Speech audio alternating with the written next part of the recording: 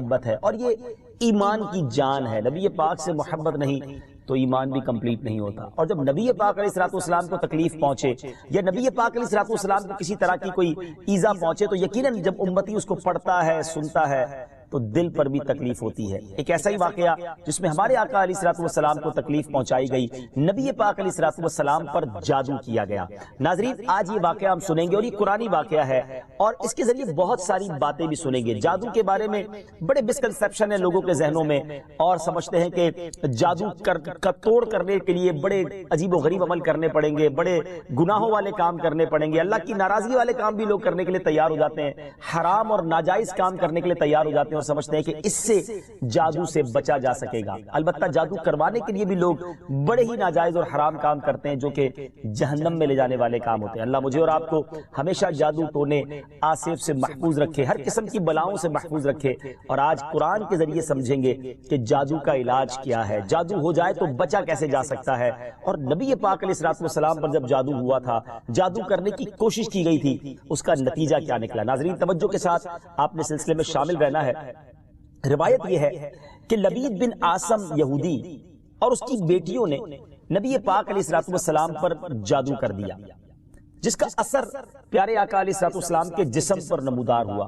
طبیعت شریف جو ہے وہ کچھ ناساز ہونے لگی، آپ کے قلب، آپ کی عقل مبارک اور آپ کے اعتقادات پر کوئی اثر نہ ہوا، صحت مبارک پر تھوڑا سا اثر ہوا۔ چند روز بعد حضرت جبریل امین بارگاہ رسالت میں حاضر ہوئے اور عرض کی، یا رسول اللہ صلی اللہ علیہ وسلم، ایک یہودی نے آپ صلی اللہ علیہ وسلم پر جادو کر دیا ہے، اور جادو کا جو سامان ہے وہ فلاں کنویں میں ایک پتھر کے نیچے دبا ہوا ہے۔ سرور کائنات علیہ الصلوۃ والسلام نے حضرت علی مولا کائنات شیر خدا کرم اللہ تعالی وجہ الکریم کو بھیجا، انہوں نے کنویں کا پانی نکالا اور پتھر اٹھایا تو اس کے نیچے سے کھجور کے گھابے کی تھیلی برآمد ہوئی، یعنی کھجور کے جو چھلکے ہوتے ہیں اس طرح کی تھیلی برآمد ہوئی، اور اس میں نبی پاک علیہ الصلوۃ والسلام کے منہ مبارک جو کنگھی سے ٹوٹے تھے، اور کنگھی کے ٹوٹے ہوئے کچھ دندانے، اور ایک ڈور یا کمان کا چلہ جس میں 11 گٹھانے لگی ہوئی تھی، اور ایک موم کا پتلا تھا جس میں 11 سوئیاں چبھی ہوئی تھی۔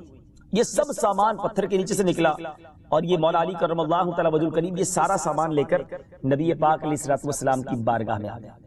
اس کے بعد سبحان اللہ، اب اس کا توڑ کیسے آیا، اس کا علاج کیسے ہوا، اس کا حل کیا نکلا؟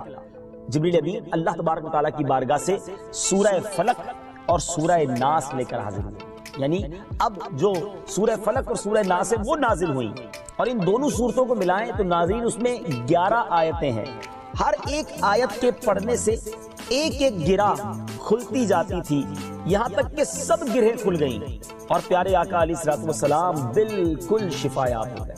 سبحان اللہ، سبحان اللہ۔ ناظرین، اب اس واقعے سے بہت ساری باتیں میں نے اور آپ نے سیکھنی ہیں۔ پہلی بات یہ ہے کہ یہ بخاری شریف میں ہے کہ پیارے آقا علیہ الصلوۃ والسلام جب بستر شریف پر تشریف لاتے تو اپنے دونوں ہاتھوں پر دم کرتے، اور اپنے سر سے پاؤں تک پورے جسم پر اپنے ہاتھوں کو پھرایا کرتے، جہاں تک دست مبارک پہنچ سکتے یہ عمل 3 مرتبہ فرماتے، یعنی نبی پاک علیہ الصلوۃ والسلام ان دونوں صورتوں کا اپنے اوپر بھی دم کیا کرتے۔ اور ایک اور جگہ پر بھی یہ ہے، حدیث عائشہ رضی اللہ تعالیٰ عنہا میں ہے کہ جب نبی پاک علیہ الصلوۃ والسلام کے گھر والوں میں سے کوئی بیمار ہوتا تو آپ علیہ الصلوۃ والسلام ان دونوں صورتوں کو پڑھ کر اس پر دم فرمایا کرتے تھے۔ تو یہ نبی پاک کے معمول میں تھا۔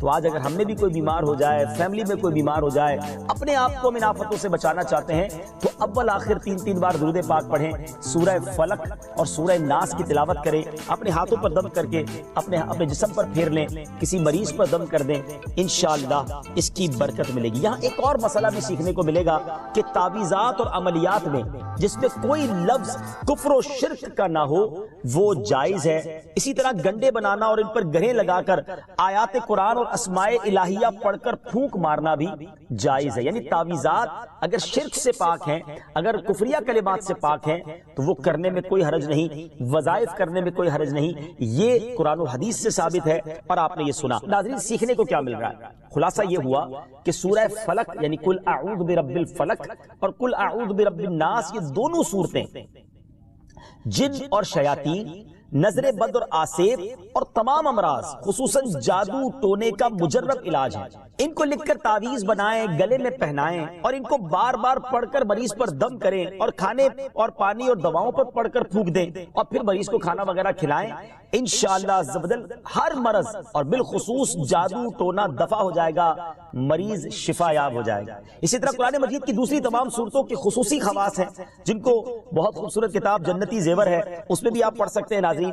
اسی طرح ہمیں چاہیے کہ قرآن پاک کی تلاوت کرتے رہیں۔ قرآن پاک کی ہر حرف میں شفا ہے، برکتیں ہیں، اور آج خاص طور پہ ہمارے ناظرین کو گویا وظیفہ قرآنی وظیفہ مل رہا ہے۔ بہت سارے ناظرین یہ گزارش کرتے ہیں کہ ہمیں کوئی وظیفہ بتایا جائے، تو دیکھیں آج تو قرآن کے ذریعے، اور وہ وظیفہ جو نبی پاک کو رب کی طرف سے عطا ہوا، پیارے آقا علیہ الصلوۃ والسلام کو بھی شفا نصیب ہوئی، تو ہمیں ضرور اس کو اپنانا چاہیے۔ ناظرین اس سے پہلے کہ میں مزید اس معاملے میں آگے بڑھوں، میں چاہتا ہوں کہ دونوں صورتوں کی تلاوت اور اس کا ترجمہ پہلے سن لیتے ہیں اور پھر مزید اس بارے میں بات کرتے ہیں کہ اس حیرت انگیز واقعے سے مجھے اور آپ کو مزید کیا سیکھنے کو ملتا ہے۔ پہلے سورہ فلق کی تلاوت ہوگی، سورہ ناس کی تلاوت ہوگی۔ میں یہاں ایک اور بات بھی کہنا چاہوں گا، کچھ لوگ یہ کہتے ہیں جناب ہم وظیفہ کرتے ہیں اثر نہیں ہوتا، برکت نہیں ملتی۔ پہلے یہ چیک کر لیں کہ آپ کے مخارج ٹھیک ہیں، آپ تلاوت صحیح مخارج کے ساتھ کرتے ہیں۔ تو اب جو تلاوت آپ سنیں گے نا تو اس میں یہ بھی چیک کر لیں کہ آپ کیا اسی طرح کے تلفظ کے ساتھ پڑھتے ہیں، اور اگر مسٹیک کر رہے ہیں تو قرآن پاک صحیح طریقے سے پڑھیے، پھر دیکھیے اس کی کیسی برکتیں ملتی ہیں۔ آئیے سورہ فلق اور سورہ ناس کی تلاوت اور اس کا ترجمہ۔ قل اعوذ برب الفلق من شر ما خلق ومن شر غاسق اذا وقب ومن شر النفاثات في العقد ومن شر حاسد اذا حسد۔ تم فرماؤ میں اس کی پناہ لیتا ہوں جو صبح کا پیدا کرنے والا ہے، اس کی سب مخلوق کے شر سے، اور اندھیری ڈالنے والے کے شر سے جب وہ ڈوبے، اور ان عورتوں کے شر سے جو گروہ میں پھونکتی ہیں، اور حسد والے کے شر سے جب وہ مجھ سے جلے۔ قل اعوذ برب الناس ملک الناس الہ الناس من شر الوسواس الخناس الذي يوسوس في صدور الناس من الجنة والناس۔ تم کہو میں اس کی پناہ میں آیا جو سب لوگوں کا رب، سب لوگوں کا بادشاہ، سب لوگوں کا خدا، اس کے شر سے جو دل میں برے خطرے ڈالے اور دبک رہے، وہ جو لوگوں کے دلوں میں وسوسے ڈالتے ہیں، جن اور آدمی۔ ناظرین سورہ فلق اور سورہ ناس کے بے شمار فضائل و برکات ہیں۔ ایک اور حدیث پاک سنیے، حضرت عبداللہ بن خبیب رضی اللہ تعالیٰ عنہ فرماتے ہیں کہ ہم پر ہلکی بارش ہوئی اور اس وقت اندھیرا چھایا ہوا تھا، اور ہم پیارے آقا علیہ الصلوۃ والسلام کا انتظار کر رہے تھے کہ وہ آ کر ہمیں نماز پڑھائیں۔ پھر نبی پاک علیہ الصلوۃ والسلام ہمیں نماز پڑھانے کے لیے تشریف لائے اور ارشاد فرمایا پڑھو۔ میں نے عرض کی کیا پڑھوں؟ ارشاد فرمایا صبح و شام 3 بار قل هو اللہ احد، قل اعوذ برب الفلق اور قل اعوذ برب الناس پڑھو، ان کی تلاوت کرنا تمہیں ہر بری چیز سے بچائے گا۔ چلیں ایک اور وظیفہ مل گیا، سورہ اخلاص کو بھی شامل کر لیں تو صبح و شام پڑھیں تو انشاءاللہ بری آفتوں سے، مصیبتوں سے، جادو ٹونے سے، آسیب سے، ان طرح کی بلاؤں سے انشاءاللہ محفوظ رہیں گے۔ ناظرین یہاں کچھ مسائل بھی سیکھ لیتے ہیں۔ حضرت اسماء بنت امیس رضی اللہ تعالیٰ عنہ نے عرض کی یا رسول اللہ صلی اللہ علیہ وسلم، جعفر کے بچوں کو جلد نظر ہوتی ہے، کیا مجھے اجازت ہے کہ ان کے لیے عمل کروں؟ نبی پاک علیہ الصلوۃ والسلام نے اجازت عطا فرمائی۔ تو سیکھنے کو یہ ملا کہ تعویذ اور عملیات جن میں کفر و شرک نہ ہو، کوئی کلمہ ناجائز نہ ہو، تو اس میں جو ہے وہ تعویذ کرنا، عمل کرنا جائز ہے، اور خاص کر وہ عمل جو آیات قرآنیہ سے کیے جائیں یا احادیث میں وارد ہوئے ہوں۔ اسی طرح چند مسائل بھی سیکھنے کو ملے۔ یہ دونوں صورتیں جو ہیں ان کے شان نزول سے ہمیں معلومات کیا ملتی ہیں؟ نمبر 1، جادو اور اس کی تاثیر حق ہے۔ کچھ لوگ جادو کا انکار کر دیتے ہیں، یہ درست نہیں ہے۔ جادو اور اس کی تاثیر حق ہے کیونکہ قرآن میں اس کا ذکر ہے، اور نبی پاک علیہ الصلوۃ والسلام پر بھی آپ کی صحت مبارک پر اس کا اثر ہوا۔ نمبر 2، نبی کے جسم پر جادو کا اثر ہو سکتا ہے، جیسے تلوار، تیر اور نیزے کا بھی اثر ہوتا ہے۔ یہ شان نبوت کے خلاف نہیں ہے، ہاں ایسا اثر نہیں ہو سکتا کہ جس سے نبوت کے متعلقہ امور میں خلل آ جائے۔ حضرت موسیٰ علیہ السلام کے مقابلے میں جادوگر بالآخر اس لیے فیل ہوئے کیونکہ وہاں جادو سے معجزے کا مقابلہ تھا، ورنہ حضرت موسیٰ علیہ السلام کے خیال پر بھی اس جادو نے اثر کیا کہ ان کو خیال ہوا کہ یہ لاٹھیاں رسیاں چل رہی ہیں۔ نبی کریم علیہ السلام کے خیال پر بھی اسی طرح یہی اثر ہوا تھا۔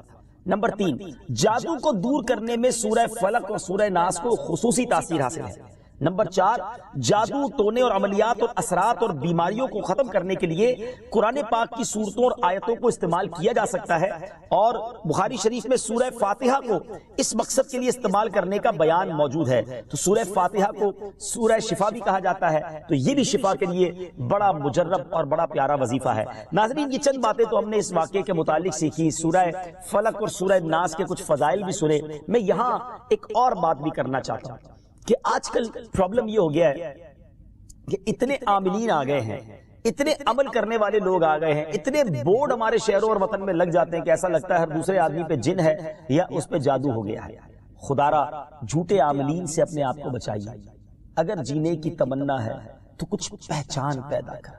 لوگوں کے گھر بک جاتے ہیں، لوگوں کی عزتیں پامال ہو جاتی ہیں، عجیب ماحول ہو گیا ہے۔ کچھ بد نصیب تو وہ ہیں جو کسی کو تباہ کرنے کے لیے جادو کروانے جاتے ہیں اور ہزاروں لاکھوں روپے خرچ کرتے ہیں، اور پھر بیچارے کچھ جب بیمار ہو جاتے ہیں تو اپنا بعض اوقات ڈاکٹری مسئلہ ہوتا ہے اور وہ بھی کسی عامل کے ہتھے چڑھ جاتے ہیں، اور وہ کہتا ہے جناب آپ کے گھر میں بہت برا عمل ہوا ہے، فلاں جگہ کوئی چیز دبی ہوئی ہے، اور اس کو اب سنبھالنے کے لیے، اس کو نکالنے کے لیے اتنے بکرے چاہیے، اتنے مرغے چاہیے، اتنے انڈے چاہیے، قبرستان میں یہ عمل کرنا ہوگا، اور پھر غریب آدمی اپنی چیزوں کو بیچ کر ہزاروں لاکھوں روپے دے دیتے ہیں اور خاندان کے خاندان ٹوٹ جاتے ہیں۔ ایسا نہ کریں، پلیز ایسا نہ کریں، بلکہ میں تو ان عاملین سے بھی گزارش کروں گا کہ حلال روزی کی طرف آئیں۔ دعوت اسلامی نے بڑا شاندار ایک انداز اختیار کیا، اللہ سلامت رکھے دعوت اسلامی کے مدنی ماحول کو۔ ناظرین، آپ سوچ رہے ہوں گے کہ پھر ہماری بیماریوں کے لیے ہم تعویذ کس سے لیں، ہم یہ وظائف کہاں سے لیں؟ آپ کی دعوت اسلامی ہے نا، الحمدللہ دعوت اسلامی کا ایک شعبہ ہے جس کا نام ہی مکتوبات و تعویذات عطاریہ ہے۔ اس میں آپ کو بغیر کسی فیس کے، جی ہاں بغیر کسی فیس کے، لاکھوں لاکھ تعویذ ہر مہینے ناظرین یہاں سے دیے جاتے ہیں، پوسٹ بھی کیے جاتے ہیں، کوریئر بھی کیے جاتے ہیں، اس کی بھی کوئی فیس نہیں لی جاتی۔ تو یہ تعویذات آپ دعوت اسلامی کے مرکز سے رابطہ کر کے لے لیجئے۔ آن لائن تعویذات کی سروس بھی موجود ہے، حالانکہ دعوت اسلامی کا اس ڈپارٹمنٹ پر لاکھوں کروڑوں روپے خرچ ہو رہا ہے، مگر اس لیے اس کو فری رکھا ہے تاکہ امت کے لیے آسانی ہو، دکھیاری امت جو ہے ان کے مسائل حل ہو جائیں، نہ جانے کس کی دعا لگ جائے اور ہمارا بیڑا پار ہو جائے۔ ہاں اس میں یہ ضرور میں کہوں گا کہ وہ لوگ جو یہ پروگرام دیکھ رہے ہیں اور ان کو لگتا ہے کہ میں اس شعبے کو سپورٹ کروں، دعوت اسلامی جس شعبے میں خرچ کر رہی ہے اور نہ جانے کتنے دکھیارے مسلمانوں کی دعائیں لے رہی ہے، تو اگر آپ دعوت اسلامی کے شعبہ تعویذات عطاریہ میں سپورٹ کرنا چاہتے ہیں، اپنا ڈونیشن دینا چاہتے ہیں، تو بھی ہم سے رابطہ کر لیجئے۔ لیکن پلیز ان جھوٹے عاملوں سے اپنے آپ کو بچائیے۔ اور مجھے جو ناظرین سن رہے ہیں، ہر بندے پر جادو نہیں ہوتا، ہر بندے پر جن نہیں آ جاتا، ہر بات میں وسوسہ نہ لایا کریں، وظائف پڑھ لیا کریں۔ صبح شام یہ وظیفہ ہمیں نبی پاک نے دے دیا ہے، صبح گھر سے پڑھ کر نکلے، شام گھر پر آ کر سونے سے پہلے پڑھ لیں، آیت الکرسی سونے سے پہلے پڑھ لیں، اللہ نے چاہا خیر آپ کا مقدر رہے گی۔ اور مزید ضرورت ہو تو دعوت اسلامی کے اس شعبے سے رابطہ کر لیں۔ میں امید کرتا ہوں کہ آج کے اس واقعے سے ہمیں یہ سیکھنے کو ملا کہ قرآنی وظائف کی کیا اہمیت ہے، اور جائز وظائف کرنے میں، تعویذات کرنے میں کوئی حرج نہیں۔ آخری بات، نبی پاک علیہ السلام کو پتہ چل گیا، جبریل امین نے بتا دیا کہ جادو کس نے کیا، مگر نبی پاک علیہ السلام نے بدلہ نہیں لیا، سزا نہیں دی۔ اس لبید بن عاصم کو، اس کی جو بچیاں تھیں، جو بھی لوگ تھے جادو کرنے والے، سب کو معاف کر دیا۔ اللہ اکبر۔ انہیں پتا چل جاتا تھا کہ کس نے ظلم کیا ہے، پھر بھی معاف فرماتے، اور ہم شک کی بنیاد پر بدلہ لے لیتے ہیں۔ کوئی عامل کہہ دیتا ہے تمہارے گھر میں سین نام کی کوئی عورت ہے، اس نے یہ کیا ہے، اب جتنے سین نام والے ہیں سب کے ساتھ بدگمانی شروع، جب سے سب سے لڑائی شروع، سب کے بارے میں برا سوچنا شروع۔